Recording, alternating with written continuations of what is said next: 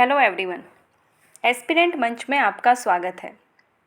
जैसा कि आप जानते हैं कि अभी हमने शुरू किया है हमारा सिलेबस यूपी पीसीएस के लिए 2024 के लिए। ये हमारा बैच डेडिकेटेड है और 2024 के लिए सबसे पहले तैयारी शुरू करने से पहले हम सिलेबस को अच्छे से पढ़ेंगे, लिखेंगे और अपने कमरे में स्टिक भी करेंगे।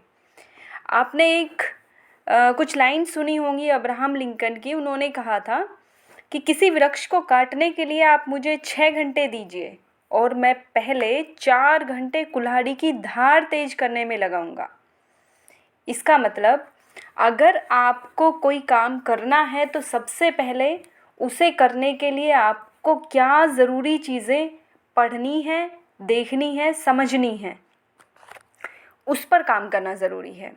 तो इसी तरीके से हमारे इस एग्ज़ाम के लिए अभी जो हमारी कुल्हाड़ी है जिसे हमें धार देनी है वो अभी सिलेबस है और उसे कैसे, कब और कितना पढ़ना है वो ज़रूरी है। तो अभी हम 2-4 वीडियोस में इसी पर काम करेंगे और इसके बाद हम अपनी क्लासेस शुरू करने वाले हैं।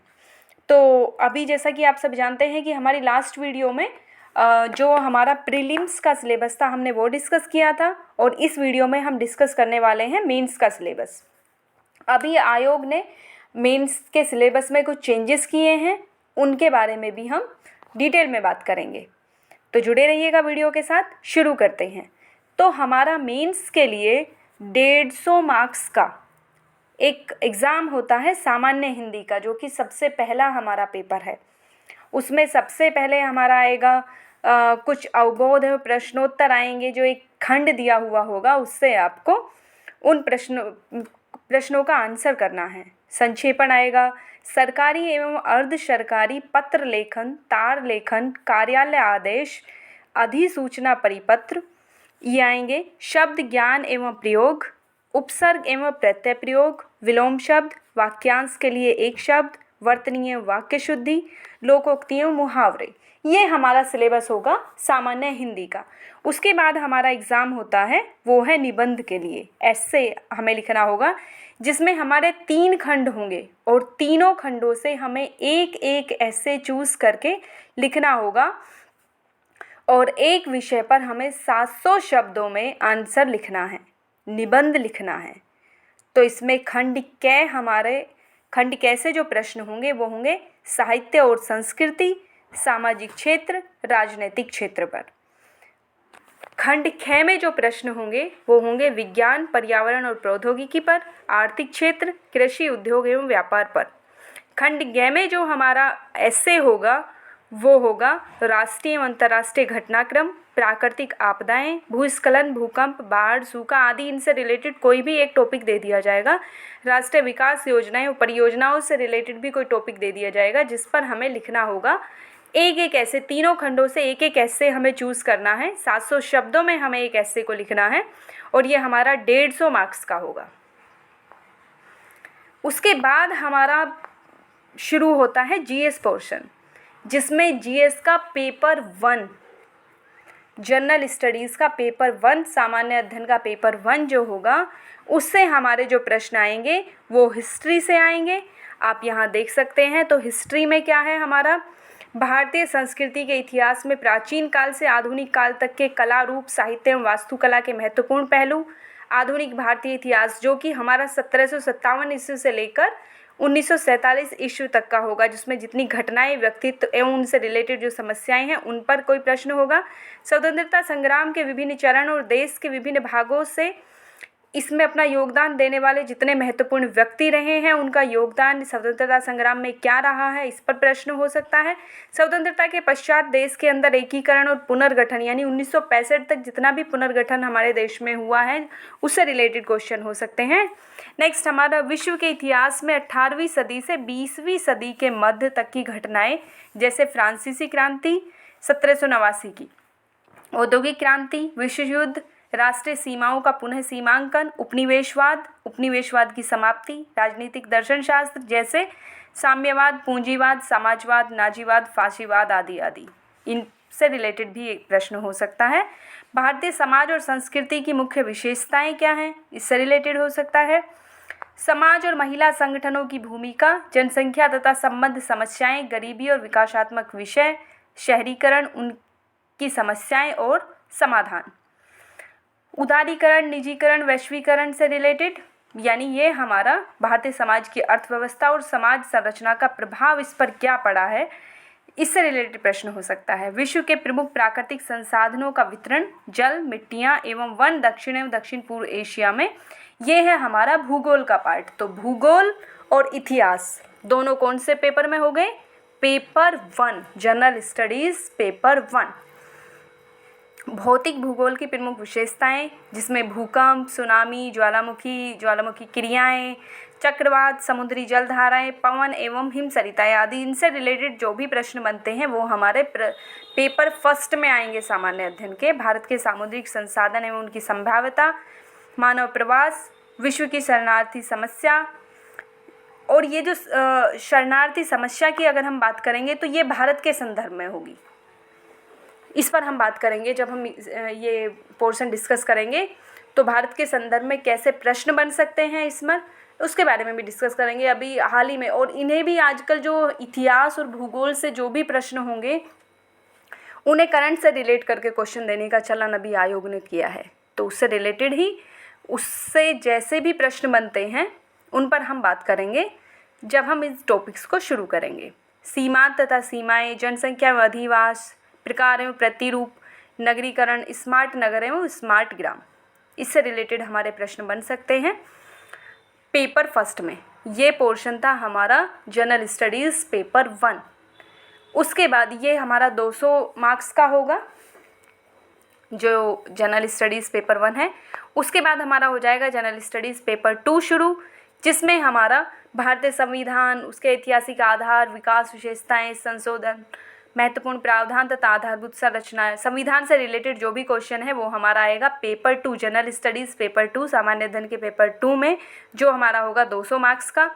इसमें संघ एवं राज्यों से रिलेटेड जो प्रश्न होंगे वो भी यहीं पे होंगे।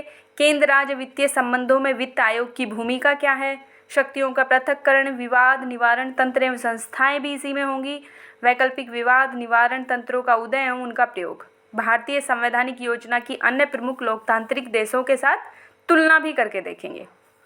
संसद और राज्य विधायिका संरचना, कार्य संचालन, शक्तियां और विशेषाधिकार तथा संबंधित विषय, कार्यपालिका, न्यायपालिका, इनकी संरचना, संगठन, जो भी है वो हमारा पेपर 2 में होगा। उसके बाद जो इसके टॉपिक्स हैं वो है जन प्रतिनिधित्व अधिनियम की मुख्य विशेषताएं, विभिन्न संवैधानिक पदों पर नियुक्ति, शक्तियां, कार्य तथा उनके उत्तरदायित्व, सांविधिक विनियामक और विभिन्न अर्ध न्यायिक निकाय, नीति आयोग भी इसी के अंतर्गत आएगा। सरकारी नीतियां कैसे बनती हैं, उनके कार्यान्वयन से रिलेटेड जो भी प्रश्न हैं वो भी, विकास प्रक्रियाएं, गैर सरकारी संगठनों की भूमिका क्या है इसमें, स्वयं सहायता समूहों की, विभिन्न समूह एवं संघ अभिदाता, केंद्र एवं राज्यों द्वारा जनसंख्या के अति संवेदनशील वर्गों के लिए कल्याणकारी योजनाएं और इन योजनाओं का कार्य निष्पादन, इन अति संवेदनशील वर्गों की रक्षा एवं बेहतरी के लिए गठित तंत्र, विधि संस्थान एवं निकाय। नेक्स्ट, स्वास्थ्य, शिक्षा, मानव संसाधनों से संबंधित सामाजिक क्षेत्र, सेवाओं के विकास एवं प्रबंधन से संबंधित विषय, गरीबी और भूख से संबंधित विषय, राजनीतिक व्यवस्था के लिए इनका निहितार्थ क्या है, ये भी हमारा जनरल स्टडीज़ का पेपर 2 होगा। शासन व्यवस्था वाला जो पार्ट है, पारदर्शिता, शासन व्यवस्था की और जवाबदेही के महत्वपूर्ण पक्ष,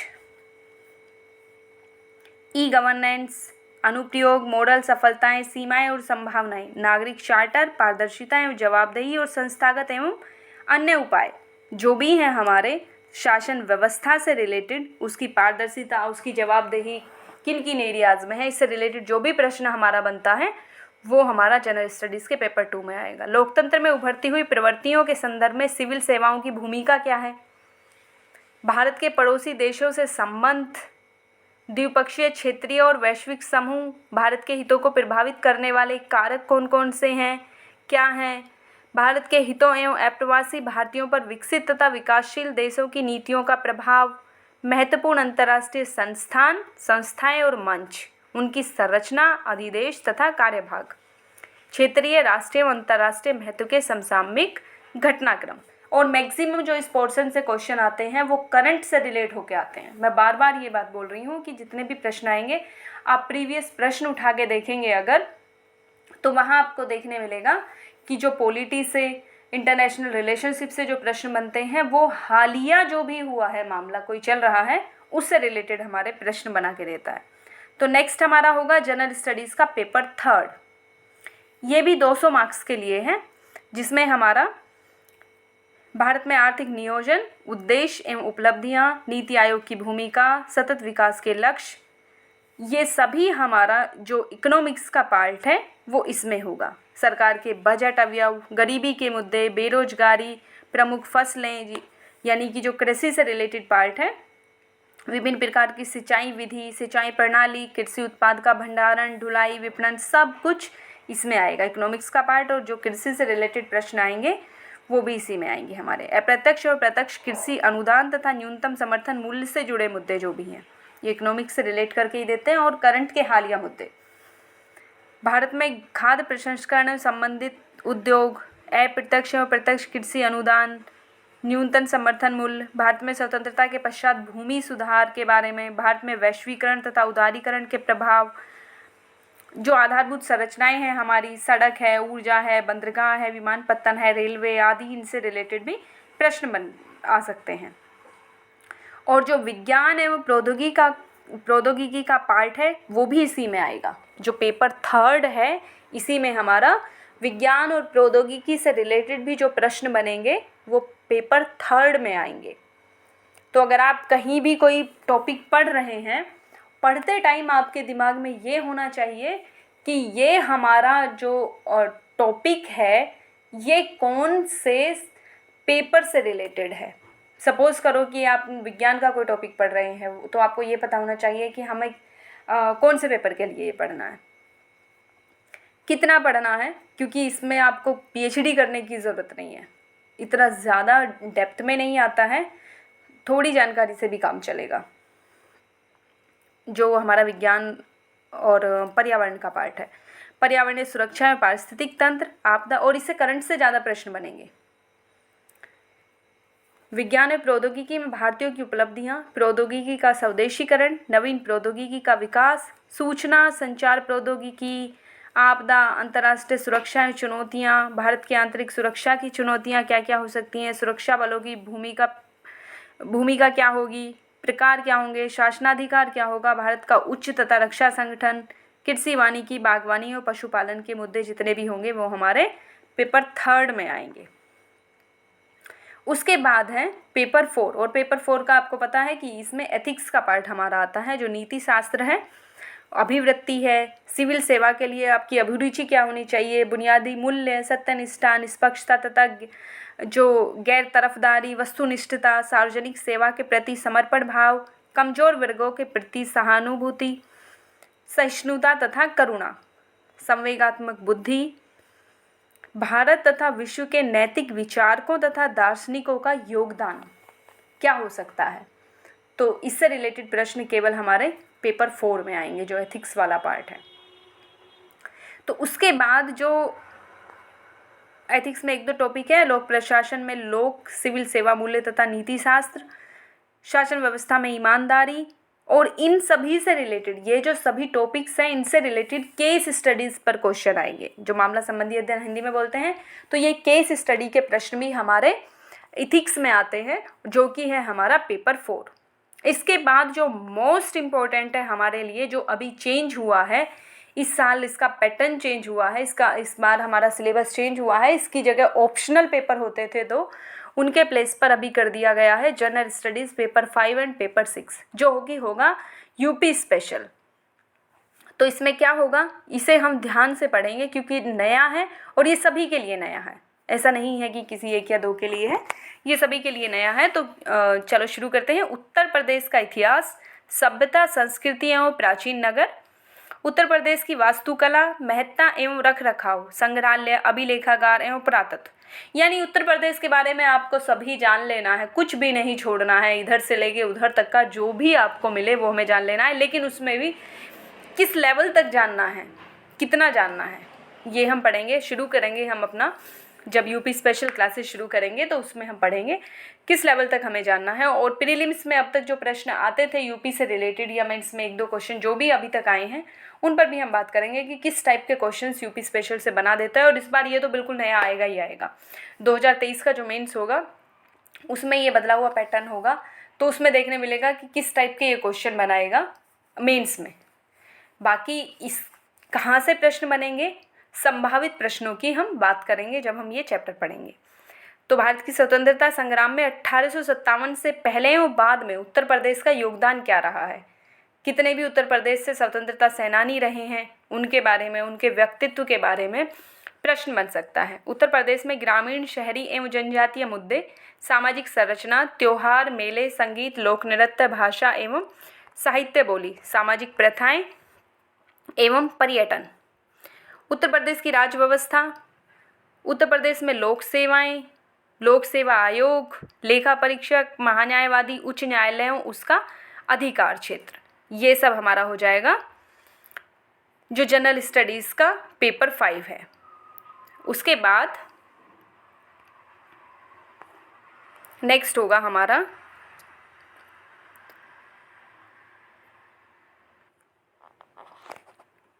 उत्तर प्रदेश विशेष राज्य चयन मानदंड, राजभाषा संचित निधि एवं आकस्मिक निधि, राजनीतिक दल एवं राज्य निर्वाचन आयोग। उत्तर प्रदेश में स्थानीय स्वशासन, शहरी एवं पंचायती राज, लोक नीति, अधिकार संबंधी मुद्दे। उत्तर प्रदेश सुशासन, भ्रष्टाचार निवारण, Lokayukta, citizen charter, e governance, सूचना का अधिकार, समाधान योजना। उत्तर प्रदेश में भूमि सुधार एवं इसका प्रभाव। उत्तर प्रदेश में सुरक्षा से जुड़े मुद्दे जो भी हैं, उग्रवाद के प्रसार एवं विकास के बीच संबंध, बाह्य एवं राज्य एवं अंतर्राज्यीय सक्रियकों से आंतरिक सुरक्षा के लिए चुनौतियां पैदा करने में संचार नेटवर्कों, मीडिया एवं सोशल नेटवर्किंग साइट की भूमिका क्या है। साइबर सुरक्षा के बुनियादी नियम, काले धन को वैध बनाना एवं उसकी रोकथाम, विभिन्न सुरक्षा बल एवं एजेंसियां और उनके शासनादेश, अधिकार पत्र, सीमावर्ती क्षेत्रों में सुरक्षा चुनौतियां एवं उनका प्रबंधन, संगठित अपराधों का आतंकवाद से संबंध। उत्तर प्रदेश में कानून व्यवस्था एवं नागरिक अधिकार सुरक्षा। उत्तर प्रदेश में स्वास्थ्य एवं चिकित्सीय मुद्दे क्या हैं। उत्तर प्रदेश में शिक्षा प्रणाली, उत्तर प्रदेश के विकास में उत्तर प्रदेश की भूमिका, उत्तर प्रदेश की समसामयिक घटनाएं, जल शक्ति मिशन एवं अन्य केंद्रीय योजनाएं एवं उनका क्रियान्वयन।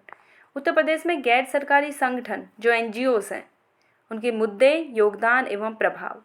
उत्तर प्रदेश में पर्यटन मुद्दे एवं संभावनाएं। ये पार्ट होगा हमारा पेपर 5, GS पेपर 5 का, जो कि यूपी स्पेशल होगा।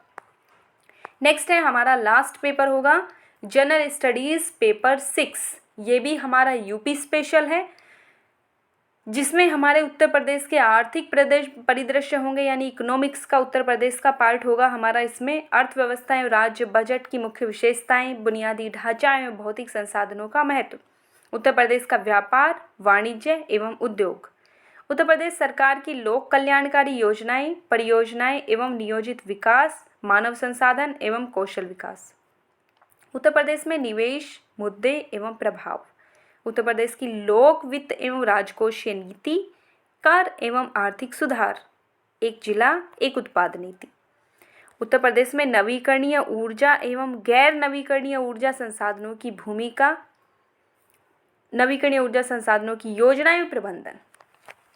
तो ये सब जो हमारा होगा ये पेपर 6 में होगा, और पेपर 5 में ये हमने अभी पूरा बोल के बताया है, पूरा पढ़ ही दिया मैंने तो इतना सिलेबस। तो थोड़ी वीडियो भी इसी वजह से थोड़ी सी बड़ी हो गई है। तो आप ये, अगर आपको टाइम नहीं है पढ़ने का भी एक बार सिलेबस, तो आप सुन लीजिए जो भी बोला है। एक मैक्सिमम पॉइंट्स मैंने इसमें जो बोल दिए वीडियो को चलाते टाइम पर, तो एक बार अच्छे से सुन लीजिए, पढ़ लीजिए, और हो सके तो अपने हाथ से लिख लीजिए। बाकी ये PDF मैं आप टेलीग्राम चैनल पर, एस्पिरेंट मंच के टेलीग्राम चैनल पर शेयर कर दूंगी, और आप आयोग की, कमीशन की साइट पर जाकर भी डायरेक्ट वहाँ से सिलेबस निकाल सकते हैं। ऐसा ज़रूरी नहीं है कि आप यही पढ़ें।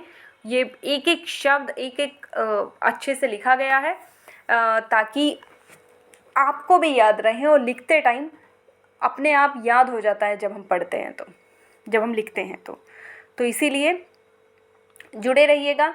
एस्पिरेंट मंच के साथ हम सीरीज शुरू करेंगे, क्लासेस शुरू करेंगे with time table next classes से। तो वीडियो को देखने के लिए, सुनने के लिए आपका धन्यवाद। वीडियो अच्छी लगी हो तो चैनल को सब्सक्राइब कीजिए। धन्यवाद।